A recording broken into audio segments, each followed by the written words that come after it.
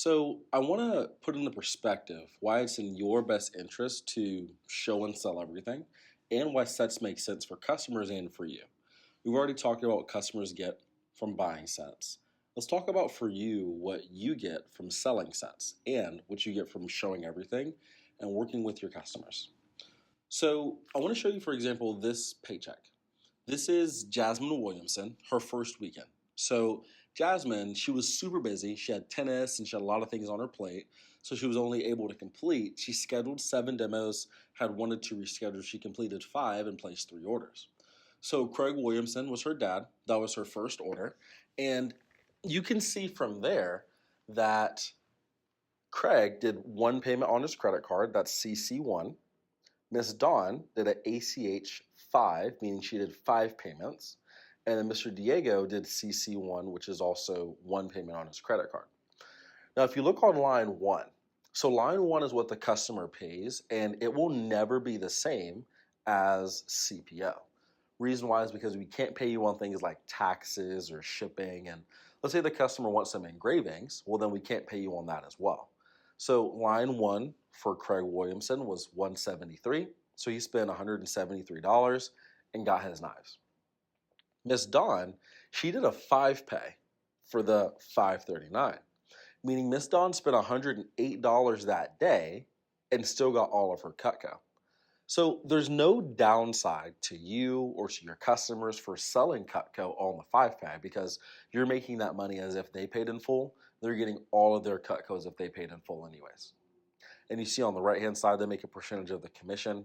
Mr. Diego's order, it was about 500 CPO as well, 550, 545, and that put Jasmine over her first promotion. You can see it splitting 10 to 15% on that right-hand side, and his name is on there twice. He didn't place 2 orders. That just put her over her first promotion. She made $100 in her first weekend. This is Hannah Keller. So Hannah, you heard from her yesterday in training. Hannah's first demo, she sold 190 bucks. That's 1 or 2 knives, and that's $64. So that's probably 1 gadget. And Gary Keller. So Gary, he spent $925. Okay, CPO was $705. We gave him some stuff for free on that basic galley set. And Alexandria was her first homemaker sale, put her over her first promotion. Jim, that's 1 knife there, it was a paring knife. And then Jonathan Keller was a galley plus 6 set with a free pair of shears. Now, one thing I want you to notice, one thing that I like about Hannah's story, especially with her dad, Jonathan, was that going into that demo, ending her first weekend, she said, Ron, I'm really, really unsure about seeing my dad. I just don't think that he is going to buy anything because he's really cheap. I said, hey, Hannah, I want you to remember this. People that are cheap, it's not that they don't have the money to spend. It's that they're being really, really strategic with where they're spending their money. So if he sees the value and how he's actually saving money in the long run, then it's just going to make sense for him to buy Cutco. And it's not, is he going to buy Cutco? The question is which set and what color. And there it goes, galley plus 6 set for Jonathan Keller. She sold over 3K in her first weekend, 3K CPO. She made over $400 on her first paycheck.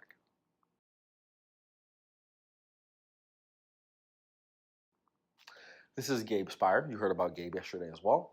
Gabe, his first demo he sold a signature set. Second demo he sold a signature set as well. So Gabe has sold over $3,000 in his first 2 hours on the job. Debbie Spire, his grandmother that already owned some Cutco, bought 1 cutting board. Amy bought a couple of knives. Michelle bought a starter set. Donna bought a starter set. Debbie bought another starter set. She bought a couple of knives as well as Donna. And then Jake bought a homemaker. Laura bought another signature. So Gabe, for example, he sold $9,000, but his CPO was $6,000. Gabe was really appreciating his family, gave them some stuff for free, and he made over $1,000 in his first paycheck. One thing to notice about Gabe, as well as Hannah, as well as Jasmine, is that there were a lot of orders under $400. There were a lot of orders under $300. So remember, it's not about homemakers or nothing. It's about showing and selling everything to find out what's the best option for them. And then this is Price Willock. So Price was obviously very busy in his fast start, so he needed to make sure that he sold a ton of Cutco his first weekend. So he made sure he maxed out every demo slot, made sure that he saw his best customers. His first order, $272. His second order was a homemaker set, then it was a galley, then it was a galley plus six, then it was a gadget, then it was a homemaker, another homemaker set, then he sold a signature set, a couple of piece orders there, a starter set, a galley, and then an ultimate set.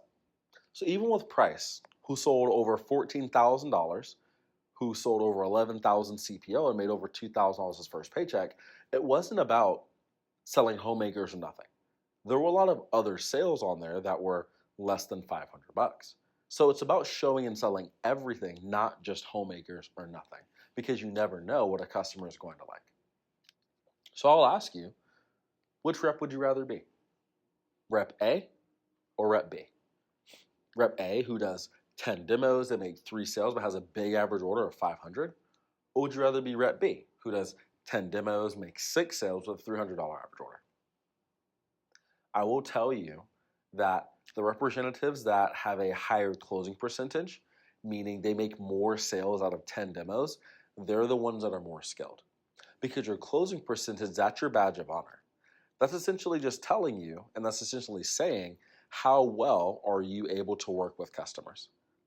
How good can you work with customers, and how well can you close with them and find them the best option for them?